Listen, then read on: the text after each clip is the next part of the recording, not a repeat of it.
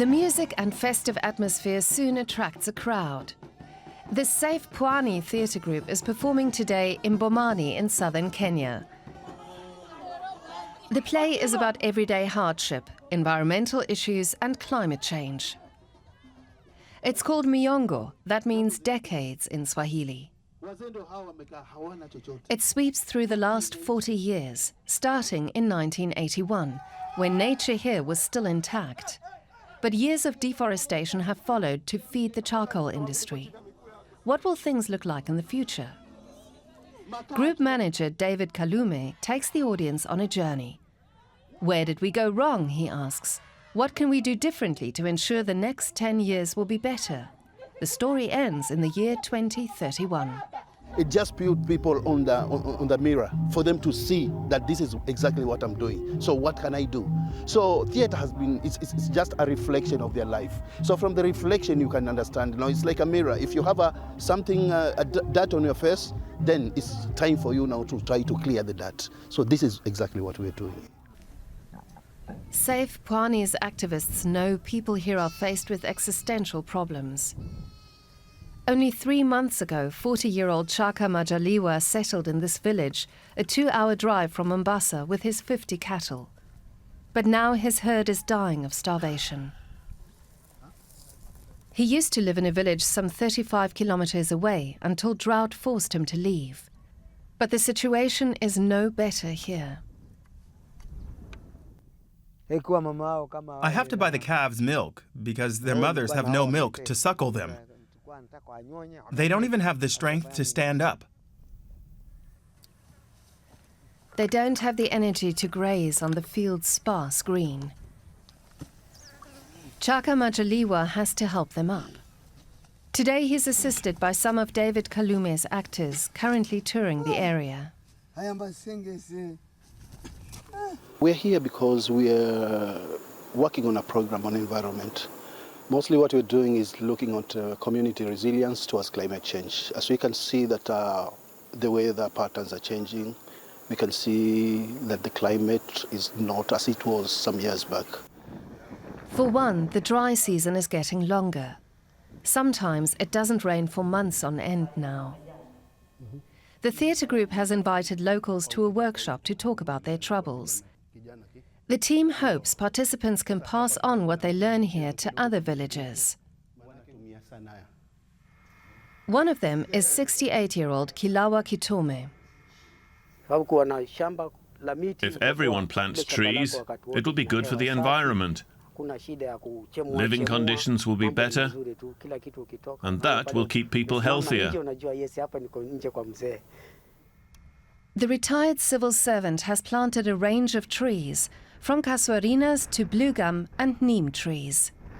They provide shade and protect the ground from drying out. He also keeps bees.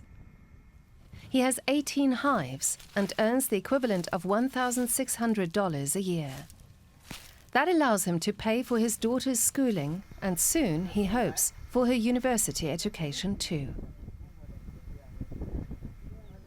One of his 2 wives and the mother of his 3 sons, Kapipi Kalawa, had no such luck. I didn't attend school because my parents weren't able to pay for my education. So I decided to get married. A fate shared by most women around here. Poverty is widespread. Locals fell trees to clear the land for agriculture, but that makes the ground even drier, so harvests are poor. They end up resorting to selling charcoal, but that's made from trees, so they're locked in a vicious circle. In the workshops facilitated by parent NGO Safe Kenya, the Safe Pwani team helps locals develop alternatives. So we believe that it's the people who, first of all, started the problem, and it's the people who can solve their own problem. So to us, it's us now coming to just make them realize this is where we went wrong. And then after there, is them now to look at the solutions and how to. Ours is only to facilitate these discussions, facilitate them coming together. That is what we are doing much, but the solution is coming directly from the people.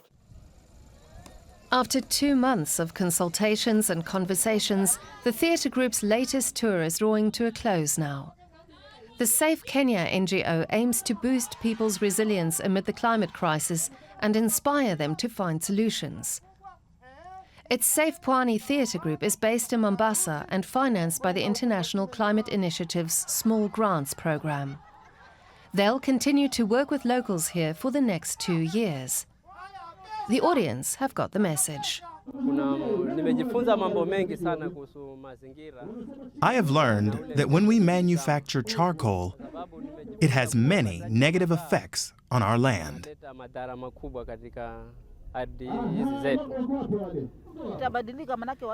Things will change because there will be no more cutting down of trees. And if people get tree seedlings, they will plant them, and the current situation will improve.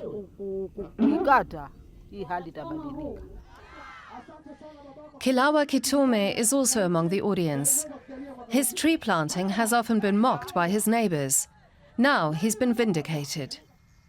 Though in fact he's desperate. Since the activists were last here, the drought has killed all of his bees, and the seedlings for his new plants have dried up. Still, he's determined to keep planting new trees and hopes more villagers will follow his lead. It's the only way they can secure their future.